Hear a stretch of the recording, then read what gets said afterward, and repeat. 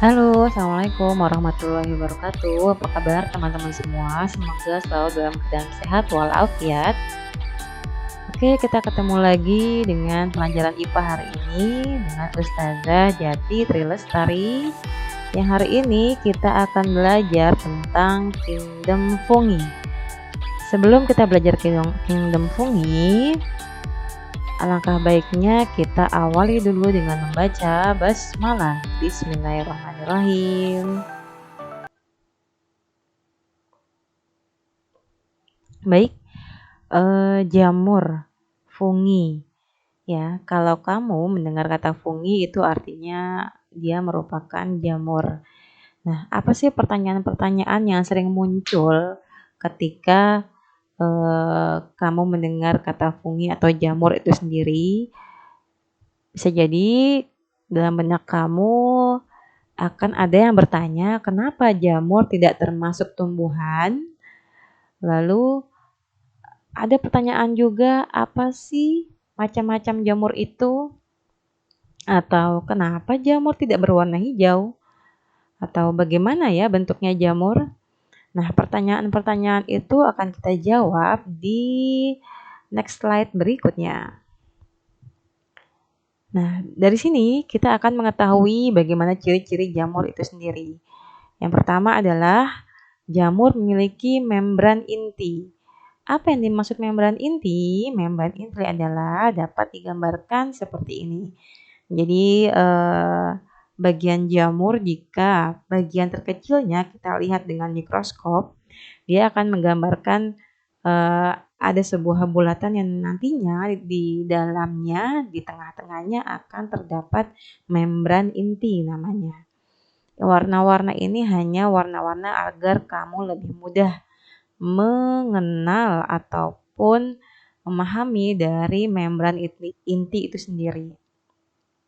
Yang kedua adalah cirinya adalah dinding selnya terbuat dari zat kitin. Apa itu zat kitin? Zat kitin adalah zat yang hanya dimiliki oleh untuk tumbuhan, yang hanya dimiliki oleh jamur. Ya, dia sifatnya seperti pelapis di dalam tubuhnya. Nah, ciri yang ketiga adalah tidak memiliki kloroplas sehingga tidak dapat berfotosintesis. Ini bisa menjawab pertanyaan kamu ketika kamu bertanya kenapa jamur tidak digolongkan ke dalam tumbuhan, karena dia tidak dapat berfotosintesis. Kenapa dia tidak dapat berfotosintesis? Karena dia tidak memiliki yang namanya kloroplas atau zat hijau daun. Lalu ciri yang keempat adalah ada yang uniseluler maupun yang multiseluler. Atau maksudnya adalah dia uni itu artinya satu, multi itu artinya banyak. Uniseluler artinya dia bersel satu maupun dia bersel banyak. Nah, ini akan kalian pelajari di kelas berikutnya. Untuk di kelas 7 ini kalian cukup mengenal bagaimana kingdom jamur di dalam salah satu klasifikasi makhluk hidup dan bagaimana penampakan dari masing-masing kelas yang terdapat pada kingdom jamur itu sendiri. Bagian-bagian jamur. Nah, kita sering lihat kepala jamur, di atasnya itu kita namakan sebagai tudung atau pileus. Nah, di bawah jamur biasanya suka ada serat-serat ya. Kita namakan lamela. Seperti ada rambut-rambut, itu namanya lamela atau gills. Nah, di dalam lamela itu, jika dilihat dengan mikroskop akan nampak seperti ini kurang lebih. Ada yang namanya hifa, inti sel.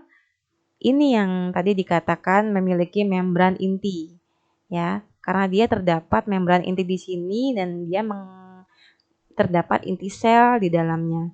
Lalu lapisannya namanya septa. Nah, di bawah jamur biasanya suka ada yang namanya seperti bulatan ya, di tengah-tengah batangnya itu namanya cincin atau anulus. Tangkai buahnya dinamakan stipe. Nah, gabungan dari hifa atau rambut-rambut dinamakan miselium.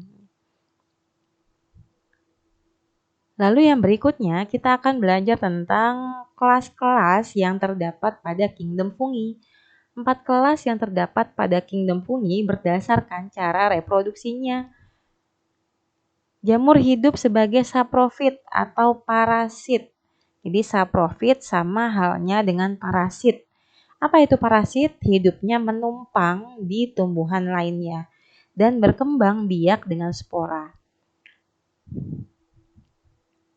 Kelas yang pertama adalah Zygomycotina. Dia berkembang biak dengan zygospora.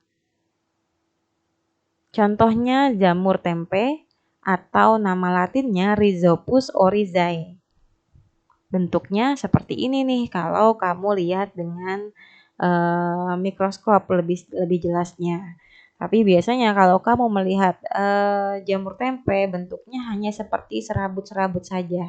Tapi kalau kamu melihat dengan mikroskop, kamu akan menemukan wujud yang kurang lebih seperti ini.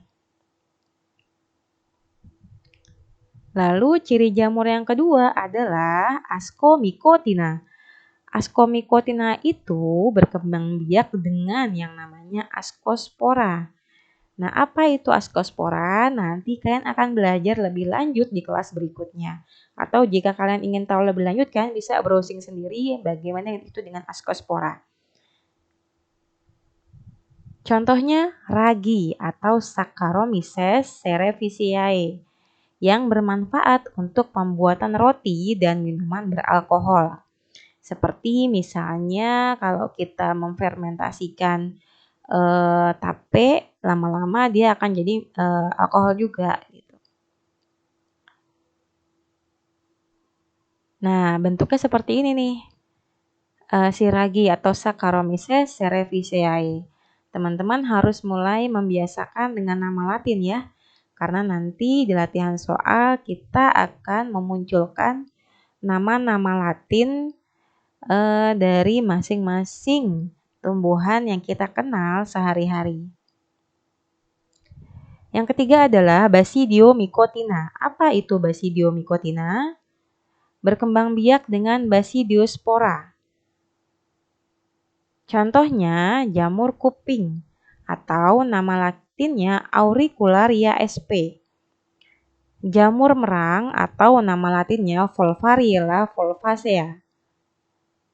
Bentuknya, nah yang sebelah kiri ini adalah jamur kuping. Yang sebelah kanan namanya jamur merang. Jamur-jamur ini biasanya yang sering dipakai oleh bunda-bunda kamu untuk memasak makanan di rumah. Yang ketiga adalah, yang keempat adalah Deuteromycotina. Apa itu Deuteromycotina? Jamur yang belum diketahui alat perkembangbiakannya. Jadi belum diketemukan apa sih nama dari alat perkembangbiakan si Deuteromycotina ini. Contohnya ada pada jamur panu. Jadi kalau kamu pernah panuan, nah itu artinya bukan bakteri ataupun virus yang menyerang tubuh kamu, tapi jamur yang tumbuh di tubuh kamu. Kenapa jamur itu bisa tumbuh? Karena mungkin kamu kurang bersih mandinya sehingga tumbuh jamur di tempat-tempat lembab yang ada di tubuh kamu. Nama lain dari jamur panu adalah Malassezia furfur.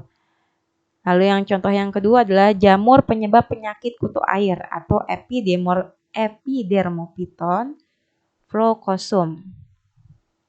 Nah, ini nih penampakannya jika kamu melihat dengan mikroskop. Yang sebelah kiri ini adalah jamur panu, yang sebelah kanan adalah jamur penyebab penyakit kutu air. So, ada berapa kelas yang ada di kingdom fungi? Ada 4 kelas ya. Coba diulangi, apa tadi yang pertama? Zygomycotina, bagus. Yang kedua, apa? Ascomycotina. Yang ketiga, Basidiomycotina. Yang keempat, Deuteromycotina. Oke, terima kasih teman-teman. Semoga sekilas tentang jamur yang kita pelajari kali ini cukup bisa menjawab pertanyaan kamu, pertanyaan dasar ya terkait dengan fungi atau jamur itu sendiri.